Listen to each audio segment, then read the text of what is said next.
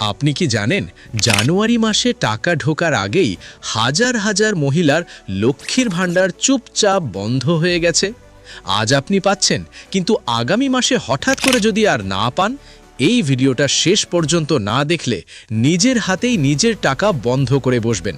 নমস্কার বন্ধুরা, নতুন বছরের শুরুতেই লক্ষ্মীর ভাণ্ডার প্রকল্প নিয়ে নবান্ন কড়া অবস্থান নিয়েছে।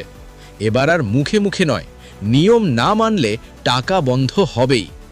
ইতিমধ্যেই রাজ্যের বহু মহিলা বলছেন, আগে টাকা আসতো, এখন হঠাৎ করে আর ঢুকছে না। আপনার সঙ্গেও কি এমনটা হতে চলেছে? উত্তরটা লুকিয়ে আছে এই ভিডিওর শেষের দিকে। সবচেয়ে ভয়ঙ্কর বিষয়টা কি জানেন? আপনি বুঝতেই পারবেন না কবে আপনার টাকা বন্ধ হয়ে গেল। রাজ্য সরকারের স্পষ্ট নির্দেশ, লক্ষ্মীর ভাণ্ডার পেতে গেলে একটা নয় একাধিক কড়া নিয়ম মানতেই হবে। ভুল থাকলে, গোপন তথ্য মিললে, একাধিক সুবিধা একসাথে নিলে টাকা আগে বন্ধ হবে, পরে যাচাই। সবচেয়ে বড় ভুল যেটা হাজার হাজার মহিলা করছেন, জয়েন্ট ব্যাংক অ্যাকাউন্ট। হ্যাঁ বন্ধুরা, একই অ্যাকাউন্টে যদি স্বামী, স্ত্রী বা পরিবারের অন্য কেউ যুক্ত থাকেন, সেখানেই আটকে যাচ্ছে লক্ষ্মীর ভাণ্ডারের টাকা। এবার থেকে শুধু নিজের নামে সিঙ্গেল ব্যাংক অ্যাকাউন্ট না থাকলে টাকা আর ঢুকবে না। আরও যে কারণে হঠাৎ টাকা বন্ধ হচ্ছে, KYC আপডেট নেই, টাকা বন্ধ, কোনো আলোচনা নেই।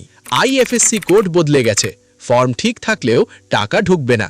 ভুল ক্যাটাগরিতে বেশি টাকা, যেমন SC ST না হয়েও 1200 টাকা, টাকা বন্ধ হবেই।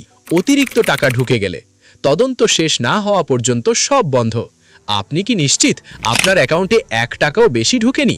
শোনা যাচ্ছে লক্ষ্মীর ভাণ্ডারের টাকা 2000 টাকা করা হতে পারে, কিন্তু বার্ষিক আয় 2.1 লাখের নিচে। আয়ের প্রমাণ জমা দিতে হতে পারে।